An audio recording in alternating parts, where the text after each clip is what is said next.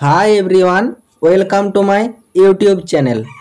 আজ আমি তোমাদের জন্য health and family welfare department West বেঙ্গলের তরফ থেকে বের হওয়া সম্পূর্ণ একটি নতুন গ্রুপ ডি পদে নিয়োগের বিজ্ঞপ্তি নিয়ে কথা বলবো তোমাদের সাথে।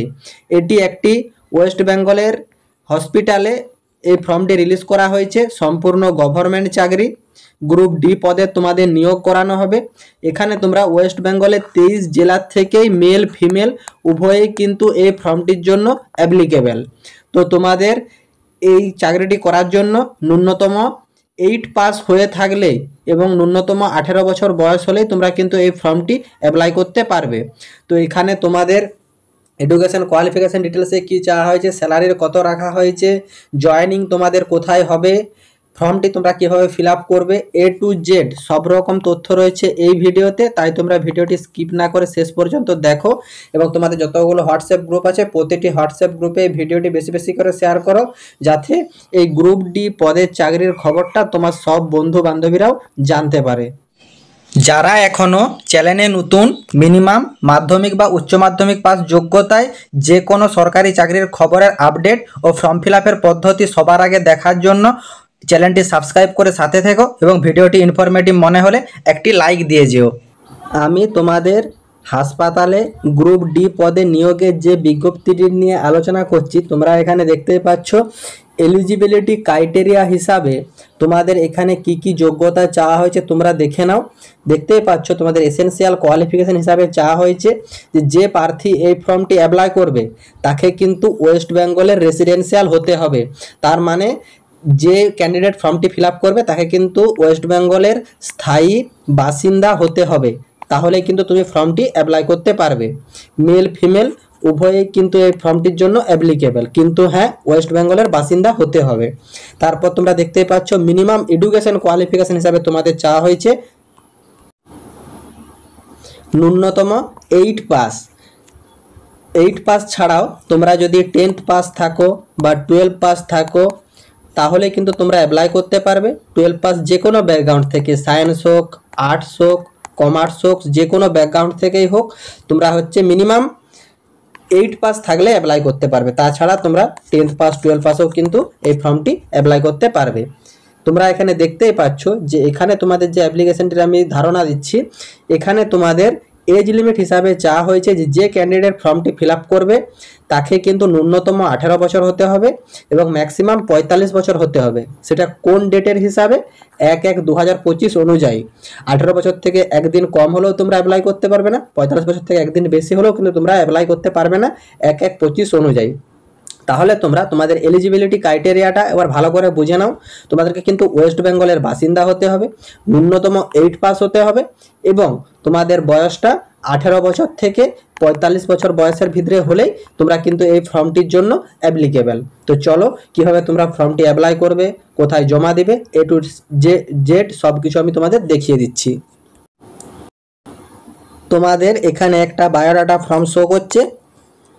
এই ফর্মটি কিন্তু তোমাদেরকে ফিল আপ করে জমা দিতে হবে। তো কোথায় জমা দিবে, কিভাবে ফিল আপ করবে, স্টেপ বাই স্টেপ দেখতে থাকো। তোমাদের এইখানে একটা colour passport size photograph attach করতে হবে। তারপর তোমাদের যে অ্যাপ্লিকেশন ফরম্যাট, এই অ্যাপ্লিকেশন ফরম্যাটটি তোমাদেরকে ফিল করতে হবে। এখানে তোমাদের ক্যান্ডিডেটের নাম, মানে যার নামে ফর্মটি অ্যাপ্লাই করছো তার নাম এখানে ঠিকঠাকভাবে ফিল করবে। তারপর ক্যান্ডিডেটের বাবার নাম এখানে উল্লেখ করবে। তারপর তোমাদের মাধ্যমিকের যে অ্যাডমিট কার্ড, মাধ্যমিক পরীক্ষার অ্যাডমিট কার্ড দেখে তোমরা এখানে ডেট অফ বার্থের ডেট, তারপরে মান্থ, তারপরে ইয়ার ঠিকঠাকভাবে ফিল করে নেবে। তারপর 1/1/2025 অনুযায়ী তোমাদের বয়সটা কত বছর হচ্ছে সেটা তোমরা এখানে উল্লেখ করে দেবে যে এত বছর তোমার বয়স হচ্ছে। তারপর তোমাদের পার্মানেন্ট রেসিডেন্সিয়াল অ্যাড্রেস এখানে তোমাদের উল্লেখ করতে হবে, মানে তোমাদের এখানে ভিলেজের নাম, তারপর তোমাদের পোস্ট অফিসের নাম, তারপর পুলিশ স্টেশনের নাম, ডিস্ট্রিক্টের নাম, তারপর তোমাদের এরিয়ার পিনকোড, এগুলো সব ঠিকঠাকভাবে তোমাদের ফিল করতে হবে। তারপর তোমাদের যে প্রেজেন্ট অ্যাড্রেস ফর কমিউনিকেশন, মানে তোমাদের যে প্রেজেন্ট অ্যাড্রেস, ধরো অনেকের বাড়ি এক জায়গায়, বর্তমানে কাজের সূত্রে ফ্যামিলির সূত্রে আছে অন্য জায়গায়, তো তাদের দুটো অ্যাড্রেস আলাদা হয়, তারা দুটো অ্যাড্রেস আলাদা লাগবে। যাদের প্রেজেন্ট অ্যাড্রেস এবং পার্মানেন্ট অ্যাড্রেস সেম, তারা এখানে ডু কথাটি উল্লেখ করে দেবে। তারপর এখানে তোমাদের একটি মোবাইল নাম্বার দিতে হবে এবং তোমরা এই মোবাইল নাম্বারটা সবসময় অ্যাক্টিভ দেওয়ার চেষ্টা করবে।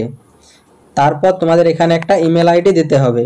তোমরা আগে বারবার বলি যে কোনো অ্যাপ্লিকেশন করার সময় তোমরা কিন্তু এই মোবাইল নাম্বার আর ইমেল আইডি সবসময় অ্যাক্টিভ দেবে, কারণ তোমাদের নিয়োগের যাবতীয় ইনফরমেশন, যে তোমাদের ইন্টারভিউ কবে হবে, কে শর্ট লিস্টেড হলে, নিয়োগ কবে হবে, জয়েনিং কবে হবে, A to Z তোমাদের কিন্তু সব আপডেট এই দুটো মাধ্যমে তোমাদেরকে প্রোভাইড করা হবে। সেজন্য বলবো এগুলো সবসময় অ্যাক্টিভ দেওয়ার চেষ্টা করবে এবং আমার এই যে অনলাইন জব আপডেট ইউটিউব চ্যানেলটি, এই ইউটিউব চ্যানেলটিও সাবস্ক্রাইব করে সাথে থাকবে। তোমাদেরকে যেসব চাকরির আমি আপডেটগুলো দেখাচ্ছি, তাদের নিয়োগ প্রসেসিংও যা আপডেট আসবে সব তোমাদেরকে এই চ্যানেল থেকেই প্রোভাইড করা হবে।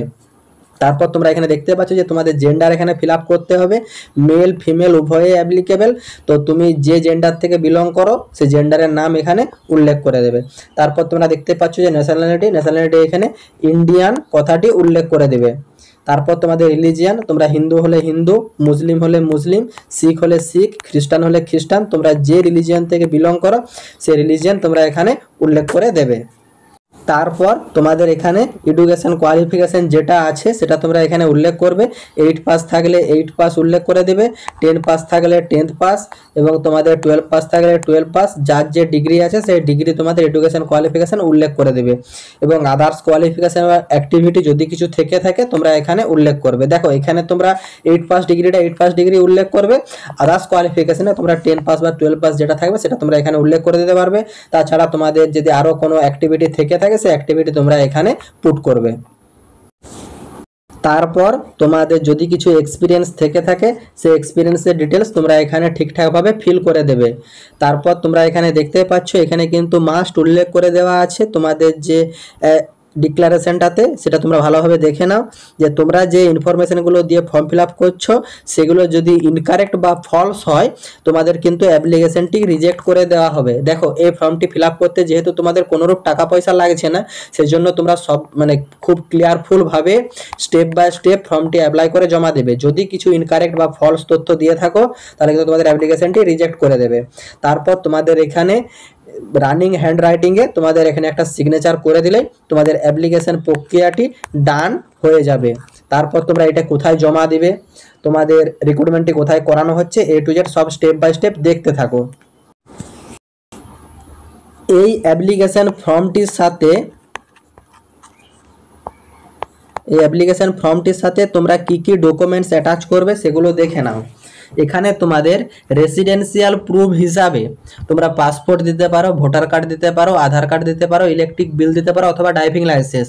এগুলির মধ্যে যে কোনো একটি ডকুমেন্টস তোমাদেরকে জেরক্স করে সেলফ অ্যাটেস্টেড করে তোমাদেরকে দিতে হবে।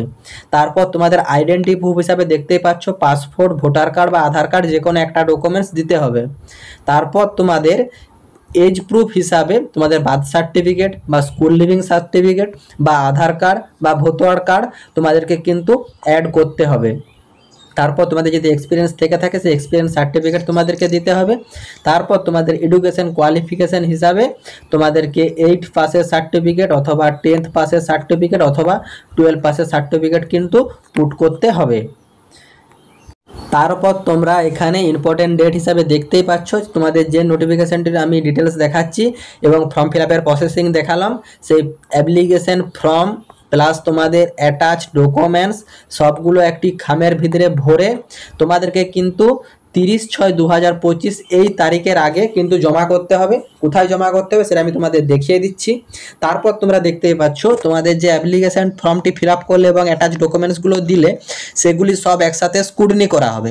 সেই স্ক্রুটিনির কিন্তু রেজাল্ট দেওয়া হবে 10/7/2025 এই তারিখে তোমাদের একটা লিস্ট প্রকাশ করা হবে। তো সেই লিস্টের ডিটেলস জানতে চাইলে তোমরা চ্যানেলটি সাবস্ক্রাইব করে থাকবে। আমি কার কার নাম লিস্টে আসছে সেই লিস্ট আমি তোমাদের দেখিয়ে দেব, অথবা অরিজিনাল ওয়েবসাইটটা দেখিয়ে দিচ্ছি সেইখানেও ফলো করতে পারো। সেইখানেও কিন্তু তোমাদের লিস্ট দেওয়া হবে। তারপর এই 10/7/2025 তারিখে লিস্টে যাদের যাদের নাম আসবে তাদেরকে ইন্টারভিউ দিতে যেতে হবে 15/7/2025। এবং কোথায় ইন্টারভিউ দিতে যেতে হবে, কটার সময় যেতে হবে, A to Z সব কিন্তু তোমাদের কিন্তু এই লিস্টেই দেওয়া থাকবে। আশা করি তোমরা সম্পূর্ণ ব্যাপারটি বুঝতে পারলে। তো চলো অ্যাপ্লিকেশনটি কোথায় জমা দেবে এবং তোমাদের মানে যে অ্যাপ্লিকেশন মানে ফরম্যাটটা এটা কোথায় রিলিজ করা হয়েছে সেটা তোমরা দেখে নাও। তারপর তোমরা অ্যাপ্লিকেশন ফর্ম, অ্যাটাচ ডকুমেন্টস এবং তোমাদের সব কিছু একটা খামের ভিতরে ভরে 30শে জুনের আগে তোমাদেরকে জমা করতে হবে। এই অ্যাড্রেসে তোমরা অ্যাড্রেসটা নোট ডাউন করে রাখো অথবা একটা স্ক্রিনশট নিয়ে রাখো, যে department of health and family welfare, government of West Bengal, principal Deben Mahato, government medical college and হাসপাতাল, ভিলেজ হাটুয়ারা, পোস্ট বিবেকানন্দনগর, পুরুলিয়া 723147। এবং তোমরা দেখতেই পাচ্ছ যে তোমাদের কিন্তু অ্যাডভার্টাইজমেন্টটা রিলিজ করা হয়েছে মানে ওই মেডিকেল কলেজ থেকেই, দেবেন Mahato government medical college and হাসপাতাল। তোমরা এখানে ডম পদে বা ডিসোসিয়েশন হল অ্যাটেন্ডেন্ট পদে তোমাদের কিন্তু নিয়োগের বিজ্ঞপ্তিটা রিলিজ করা হয়েছে এবং তোমাদের জয়েনিং হবে এই হাসপাতালে। তোমরা দেখতেই পাচ্ছ যে government of West Bengal, office of the principal, Deben Mahato government medical college and হাসপাতাল, এইখানেই তোমাদের কিন্তু নিয়োগটি করানো হবে। এবং তোমাদের এখানে শূন্যপদ রিলিজ করা হয়েছে 2টি। তোমরা এখানে দেখতেই পাচ্ছ যে invited application to fill up 2 vacancy post of Dom বা ডিসোসিয়েশন অ্যাটেন্ডেন্ট হল অ্যাটেন্ডেন্ট পদে তোমাদের কিন্তু নিয়োগের বিজ্ঞপ্তিটি রিলিজ করা হয়েছে।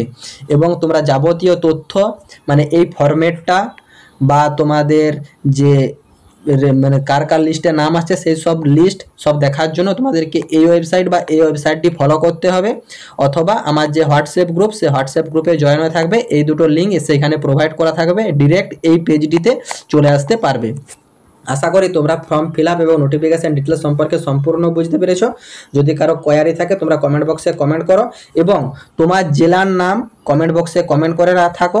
নেক্সট তোমার জেলাতেও এই রকম 8 পাস যোগ্যতায় বা 10 পাস যোগ্যতায় বা 12 পাস যোগ্যতায় যে কোনো সরকারি বা বেসরকারি চাকরির খবরের আপডেট সবার আগে তোমাকে দেখার জন্য।